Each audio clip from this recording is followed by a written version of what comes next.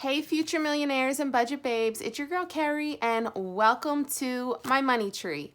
Here we learn to master our money through completing budgeting, savings challenges, cash stuffing envelopes, and having motivational money chats. So if this sounds like a vibe to you, please hit that subscribe button, join the family so we can grow together. So today, we are going to do our weekly check-in for our second pay period for the month of February. So I was paid on the 16th and here we are Friday, and I'm going to just check in because I feel like 2 weeks is way too long to not take a look at my bank account, see what has been paid and what is still due and what I have in my account for the next week. And very quickly before we jump into that, I wanted to say yay, I have some good news. We have reached our 400 subscriber goal. So thank you all and welcome to any new subscribers and budget babes. I am so grateful for you all. So I have created a Lucky Pot March savings challenge, and I didn't print it out because I have no colored ink left, but I will put it on the screen right here so that you guys can see what I have created for you all. You can create your own amount, however much you want to save for the month of March. And I've also included the savings tracker and a DIY savings envelope that matches the cute little challenge. So you'll just have to cut it out, fold it up, tape it or glue it, and then you can use that to hold your cash. So thank you all. Okay, so let's jump into this. So what I had done was I looked in my bank account and I will just check off everything that has come out from my account, and then we'll take a look to see what's still in there and what I have in my cash envelopes. So Ava did come out. The Apple came out. My Guardian life insurance came out, and I did give my children their allowance. The water bill was paid as well. Metro is the phone bill, and that was originally $70, but actually my bill was cut almost in half, so it's now $40. I don't know what happened. I know for Christmas I purchased myself a new refurbished phone, and I didn't know that they actually were charging me like an additional, I think it was like $20 for the new upgraded phone. So when I got my bill, instead of it being 70, it was like 90 or something like that. So I called in, and long story short, I had to return the phone. I didn't like it. It wasn't working. So I had them take those charges off. And the girl in the meantime was like, well, I can also help cut your bill as well. So I was like, okay, then yeah, let's do it. So my phone bill is now $40 for two phones. I don't know how that happened, but hey, I'm not complaining. Liberty Mutual, which is the car insurances, did not come out. My children, they're not getting their allowance this Friday because we had a little discussion and we did an overpay last Friday because they wanted to get this particular game that was going to cost them a little more money. So that was already paid. Well, technically, I should do a little check. Audible, that came out. I have to have my Audible account. I love listening to my audiobooks as I am working. Adobe Premiere, so I canceled this subscription. It was $34 a month because honestly, I've just been using CapCut to edit my videos, and I haven't felt the need to use Adobe Premiere for quite a few months. So I just canceled that. Pico, which is my electric bill, did come out as well. iPostal did not come out yet. My Affirm credit did come out for $72, and I did pay both car registration fees. This is an annual payment. That came out as well. And then I did have some unexpected charges. There was a few from Apple. It was like $54, 11 and 11. That they're just the rounded numbers. So it was about 54, 64, 74, like $76, which kind of threw my budget out of the water. So Apple support is currently looking into it so that I can be reimbursed that money. And then, oh, I did receive, maybe I should write this.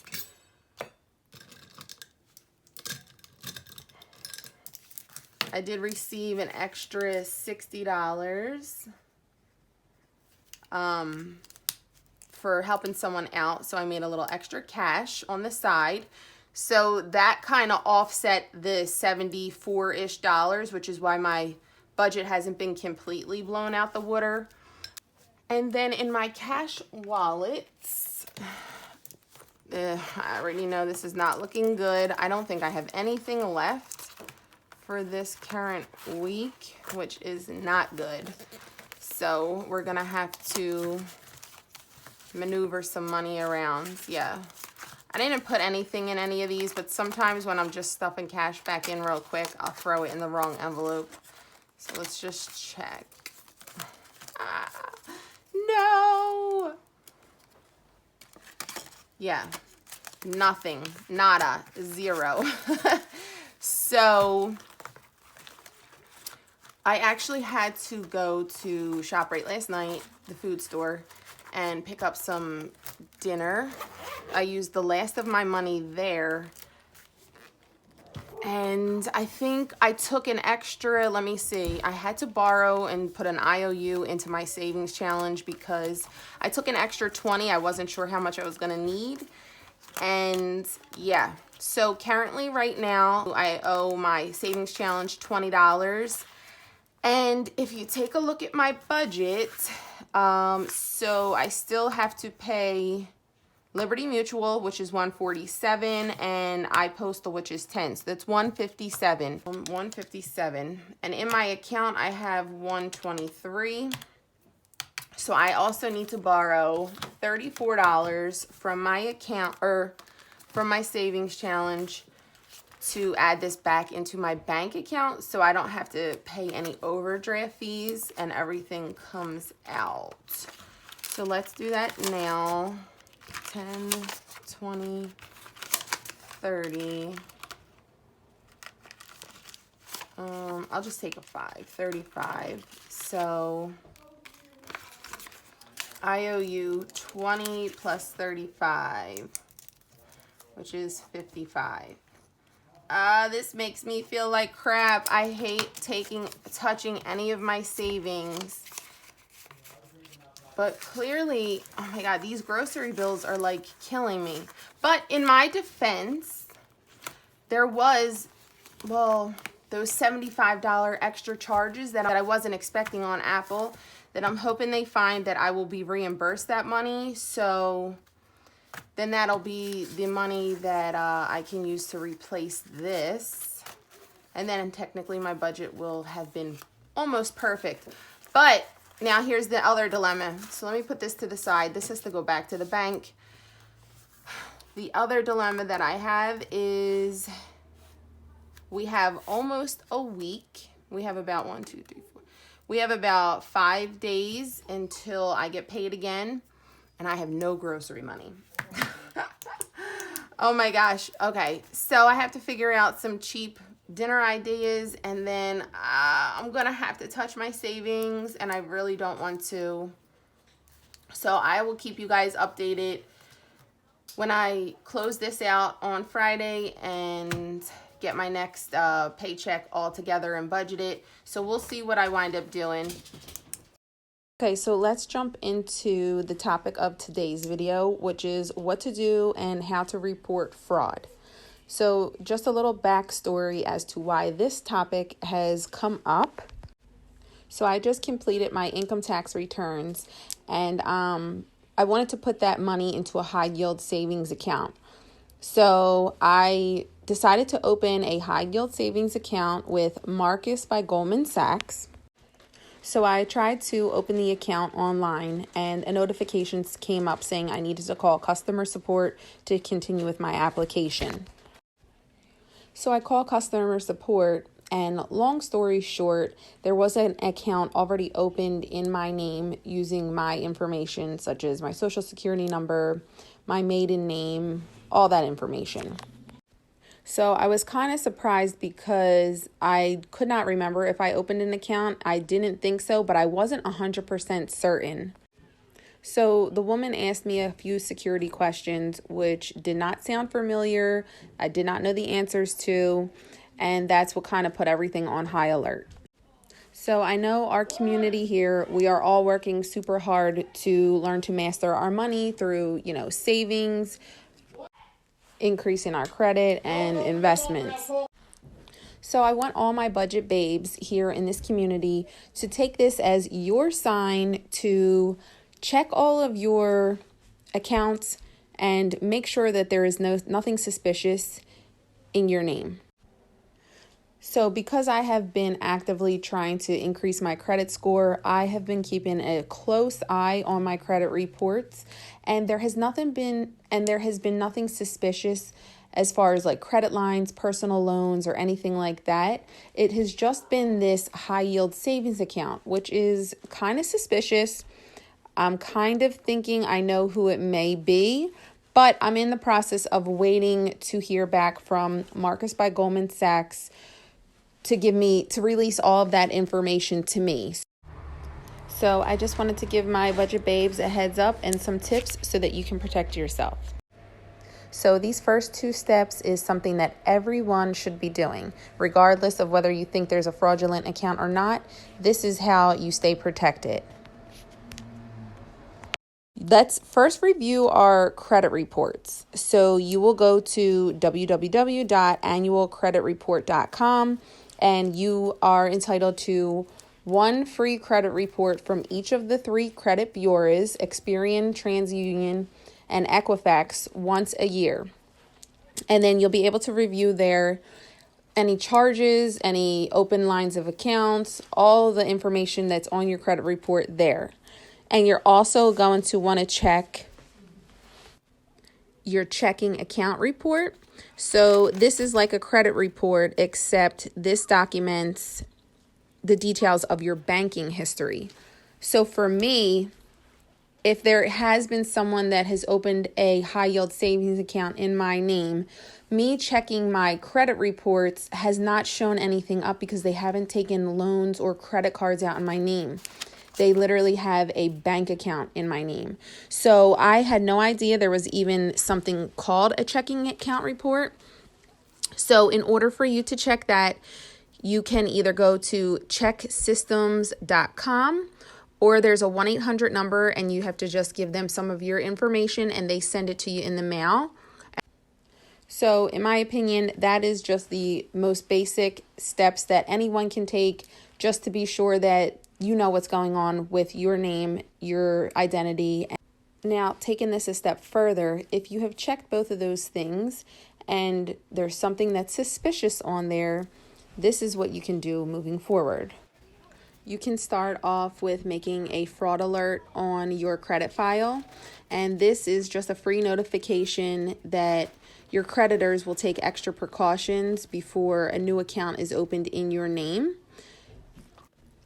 This fraud alert will remain in place for 1 year or until you decide to remove them.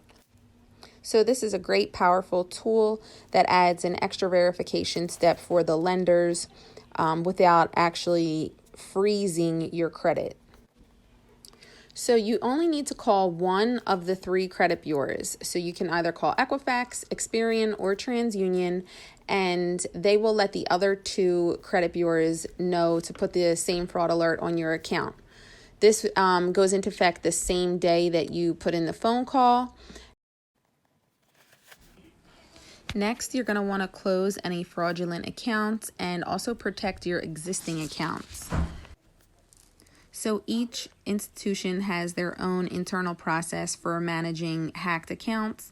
So you may need to send some documentation such as like a police report incident or the FTC or even identification verifications.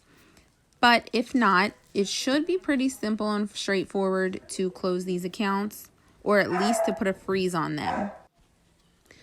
And in order to protect your existing accounts, you can also change or strengthen the passwords you have, add any extra security questions, or even the 2-factor authentications.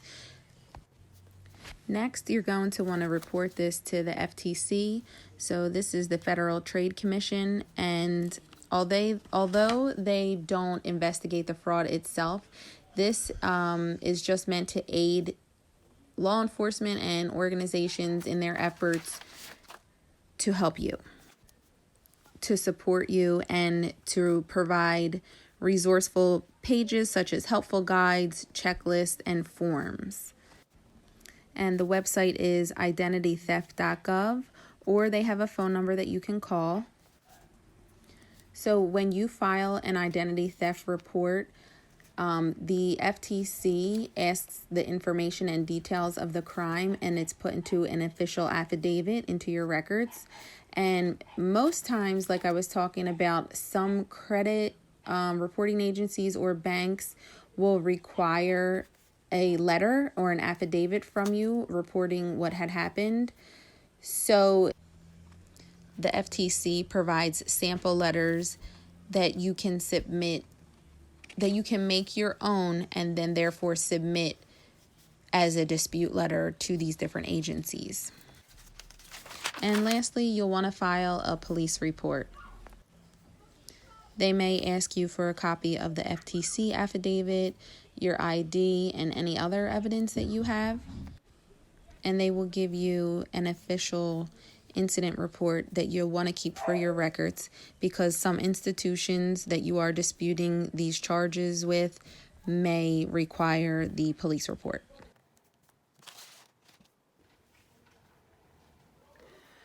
So I hope all this information was helpful, whether you have been a victim of identity theft or just to take some of these precautions, such as like two-step authentication and just reviewing your annual credit reports and your annual bank statements. That's all I have for today. I will keep you guys updated, like I said, on what happens with this account that has been opened in my name and the outcome of that. So we all have been working super hard to master our money, to save, and to increase our credit scores. So it can't hurt to have these certain precautions in place so that you are not a victim as well. So that's all I have for today, Budget Babes. I hope this was helpful and you enjoyed. Please comment down below if you have watched till the end. You are a real one. I'll see you in the next video. Bye, Budget Babes.